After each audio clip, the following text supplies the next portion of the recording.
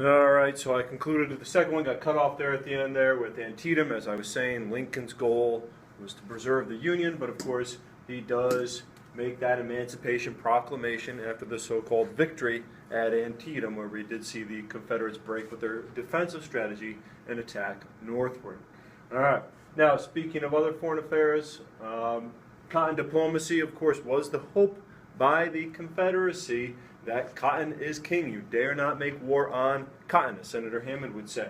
All right, suggesting that cotton is so important to the economy of the South as well as to the North, as they, of course, would engage in shipping the cotton as well as some textiles. But even more important to the Confederates, cotton important to the British as well as the French. All right, that they would need this cotton for their textile production. Thus, they would certainly disrupt perhaps a Union blockade or aid the Confederates, or at least recognize them as a legitimate nation.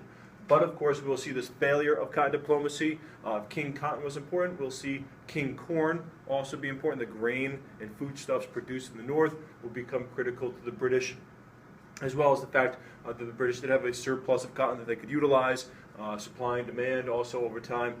This lack of cotton will actually benefit some in Britain, and we will see access to other sources of cotton, India, Egypt, by the British. But we should also note with that Emancipation Proclamation, Lincoln not only taking from the Confederates their source of labor, but also expanding the size of the Union Army, also is appealing to the British, who are largely opposed to slavery, and they would not want to be seen as supporting a slave power, the Confederacy. All right, other than these Trent Affair, Alabama Affair, these are perhaps secondary issues. There's useful examples if you do have a question regarding foreign events during the Civil War. The Trent Affair would be a British ship carried two Confederate envoys to Britain, looking to gain their support and recognition. The Union stops the ship, arrests the two men. We will end up releasing those two Confederate envoys. Lincoln will do that out of fear of upsetting the British and forcing them into war against America, or even support and recognition of the Confederacy. The Alabama Affair, that of course is the construction of the ship, the Alabama, by the British for the Confederates, leads to a lot of anger in the Union, and will eventually seek some monetary compensation from Britain for the development of that ship for the Confederates. But we will stop the production of other ships, and so the Union blockade will hold throughout the war. All right, other things to consider when talking about this fighting of the war, and while we're on the topic of ships, it's not on our sheet here, but we will see that face of war change with the introduction of the ironclad vessels, the Monitor and the Merrimac. Those two ironclad vessels suggesting the changing nature of naval warfare, as well as the production of the Monitor, which showed the industrial might of the North, as we were able to produce this ironclad ship relatively quickly out of fear of the Merrimac or CSS Virginia breaking the blockade that the Union had developed. All right. Social and political issues, we should be familiar that not everyone in the North supported the war. We did have this group known as the Copperheads, these Northern Democrats largely willing to allow the South to secede or not wanting to engage in military conflict in order to maintain the Union. Those who perhaps also had some Southern sympathies in the North, they're known as the Copperheads, will be seen as a disruptive force in the actions of the war. And that's also related, this is critical, the suspension of habeas corpus. We see that expansion of the power of the presidency, Lincoln taking these emergency measures, including suspending habeas corpus. Those Copperheads, people in Maryland in particular, would be concerned. If Maryland secedes, then Washington, D.C. would be surrounded by Confederate states. And so we will see arrests made. We'll also see people have their newspapers censored if they're promoting secession, and we'll even see some military trials used against civilians, which later the Supreme Court will say is not allowed, all right, in the case of Ex parte Milligan.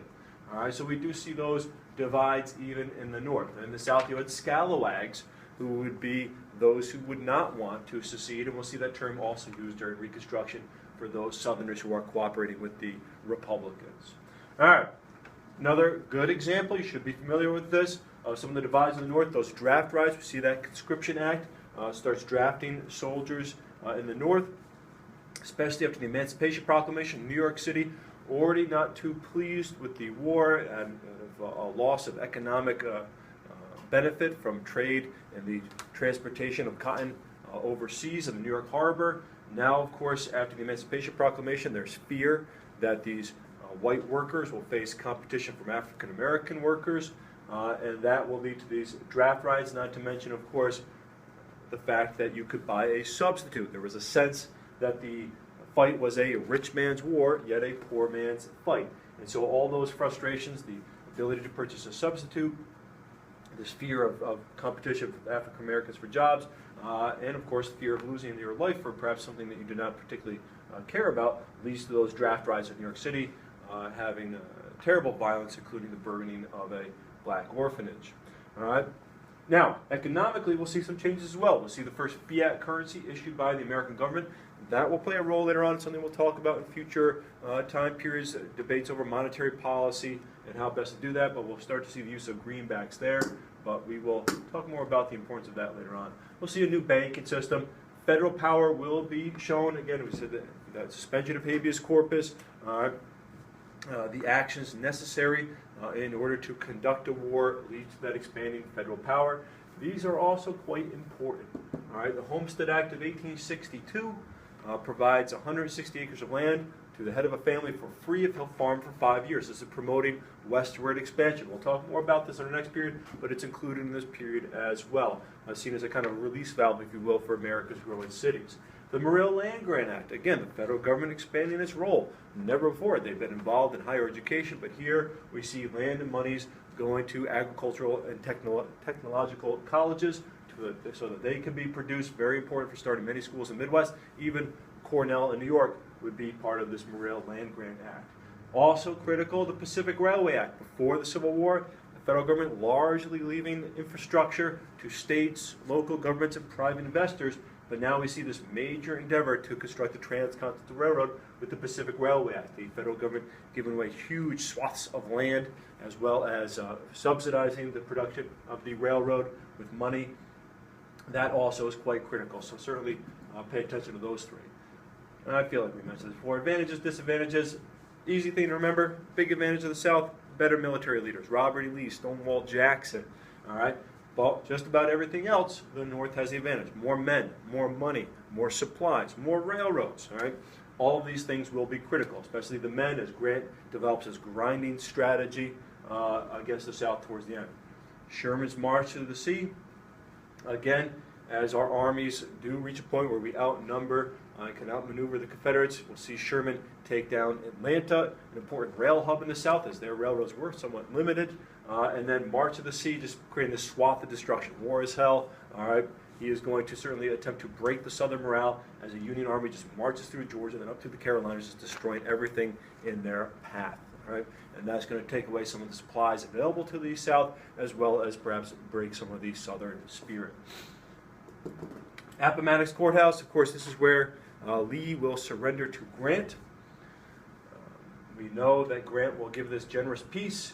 As his General Chamberlain there would say, the rebels are our countrymen again. When the Union Army started cheering, he said, stop cheering, the rebels are our countrymen again. And it's a very lenient peace. Southern soldiers even allowed to keep their own horses. They just turn in their arms and go home. The hope is that, of course, as Lincoln had said in his second inaugural address, with malice towards none, will bind the nation's wounds. We seek to reincorporate the South as quickly as possible. All right. Then we get into Reconstruction. All right, this is the period after the Civil War. We have a debate, President or Congress in control. Abraham Lincoln had argued that the South had never left. You cannot secede from our perpetual union, so therefore it's the executive branch is in charge of Reconstruction. And he'll resist attempts by the radical Republicans. They'll send him that Wade Davis bill trying to put the Congress in control. And of course, Lincoln will use that pocket veto, not allowing that to them to take control. Of course, we know Lincoln's going to get assassinated, so his 10% plan, his very lenient plan, will to some extent be diminished because President Johnson, not quite of the same stature as Lincoln, who knows? Lincoln might have had some significant problems with Congress himself. Johnson's plan quite similar to Lincoln, also quite lenient. which is really going to anger the radical Republicans, people like Charles Sumner. We remember him being beaten, and Congressman Tad Stevens, who want this harsher punishment of Confederate leaders, and they want to guarantee equality for African Americans, especially important to Thaddeus Stevens. Congress would argue that in the Constitution, adding new states is the prerogative of the legislative branch, so therefore, Reconstruction should be in the control of Congress because we're adding these states again. So we have these divergent viewpoints. Presidents say, no, you never left. It was an illegal action. Executive branch of control. Congress saying they did leave. Now we're readmitting them. We should be in control. We will see over the course of Johnson's presidency the radical Republicans or congressional Reconstruction begin. We'll see acts such as the Civil Rights Act of 1866 and the Military Reconstruction Act of 1867, putting the Republicans in Congress in control. And of course, one of the things that's really going to upset these radical Republicans is that when we do see southern states attempt to readmit to the Union, they're re-electing the same guys who had voted to secede. They're re-electing their same Confederate leaders. It leads to a lot of anger by the radical Republicans. They'll send a young Army officer by the name of Custer down south to investigate conditions and treatments of African Americans. You'll see the Black Codes are attempting to recreate slavery. Going to lead to a lot of anger on the part of the radical Republicans. They'll pass the Military Reconstruction Act 1867. Johnson will veto it. They will override it. And they will also override his veto of the Civil Rights Act. They would override his vetoes trying to create a Freedoms Bureau to help African Americans adjust to the new freedom. And so that use of the override, the first time that's really going to happen is during Reconstruction in American history. First time using the override of the president's veto. And of course we will see the eventual impeachment of Johnson for his violation of the Tenure of Office Act. All right. Now the Tenure of Office Act, let me see if I'm on track here. Yeah, I'm getting a little bit ahead of myself. We talked about the Black Codes. Okay, Black Codes attempting to recreate slavery. We'll see the KKK, also the Knights of the White Camellia, prove the South is not repentant. The 14th Amendment, kids, even today in first period, you're saying Black Codes keep on going on. No, 14th Amendment ends them, but we will see those Jim Crow laws of segregation. Black Codes, though, will be largely ended with the 14th Amendment. Well, we'll find the South develop other ways of discriminating. So, impeachment of Johnson, I'll get back to that. With the Military Reconstruction Act, someone who would have a great deal of say in the military would be the Secretary of War. The Secretary of War, Edwin Stanton, was aligned in many ways with the radical Republicans. There's a concern that Johnson's going to fire him, pass a law that you can't remove your cabinet officials without congressional approval. Johnson thinks this act is unconstitutional, which largely it was, and we will see him fire Stanton and replace him.